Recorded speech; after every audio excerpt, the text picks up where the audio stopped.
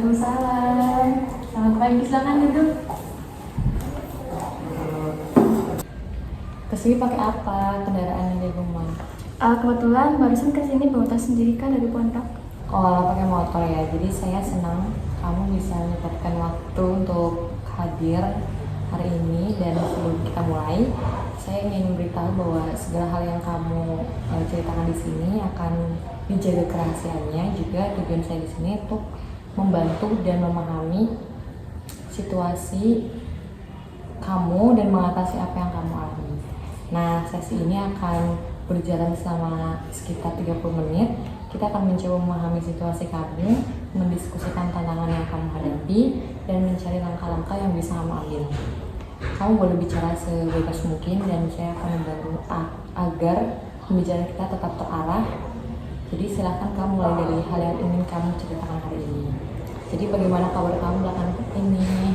Mungkin bisa ceritakan sedikit tentang keseharian kamu sebagai mahasiswa yang juga tinggal di pondok pesantren. Akhir-akhir ini saya cukup kewalahan kak karena jadwal kuliah padat.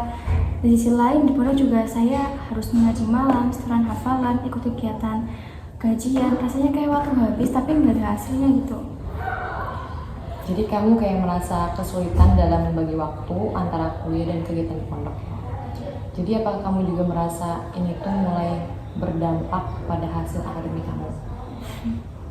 Iya kan nilai saya mulai turun. Saya juga sering ngantuk pas kuliah karena malam harus ikut mengaji gitu.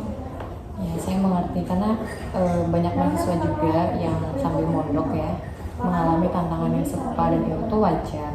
Saya juga hargai usaha kamu yang tetap menjalani 2 tanggung jawab besar ini.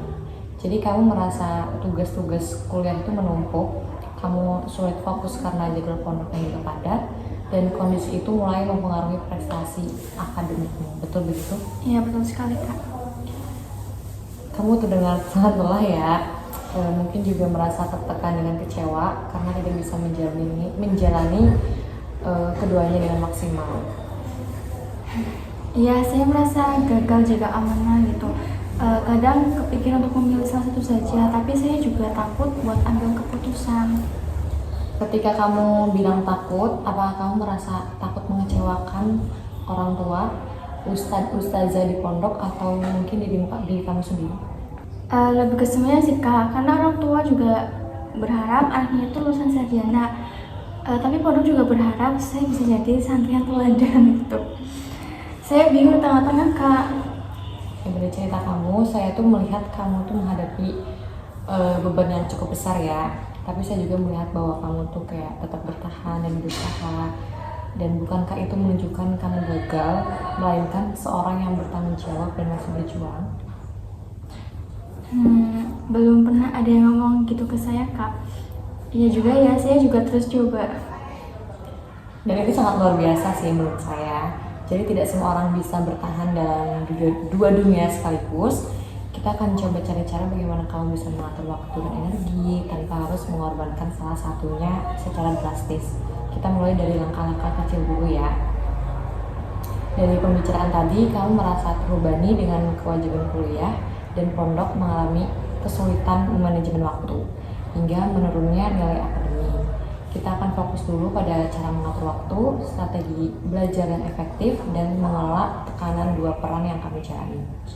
Dan saya juga melihat bahwa kamu tuh sedang berada dalam situasi yang sulit, berusaha menyimbangkan tanggung jawab sebagai mahasiswa dan sebagai santri hingga merasa lelah dan tertekan. Namun saya juga melihat kalau kamu tuh mempunyai semangat dan kesungguhan untuk tetap berusaha, dan itu sangat berarti sih. Kedepannya dengan membuat jadwal yang lebih jelas, menentukan prioritas, dan berani berdiskusi dengan pihak pondok maupun kampus, kamu bisa lebih tenang dan tetap memberi yang terbaik kedua peran ini.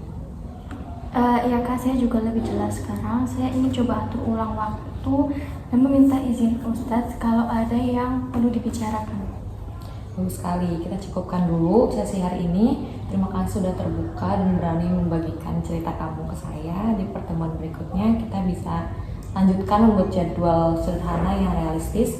Jangan ragu untuk menghubungi saya kalau kamu butuh ruang untuk cerita dan bicara lagi ya.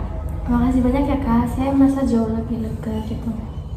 Oke, Sampai jumpa pekan depan ya insya Allah. Hati-hati di jalan. Terima kasih Kak. Iya, hati-hati ya. Ya.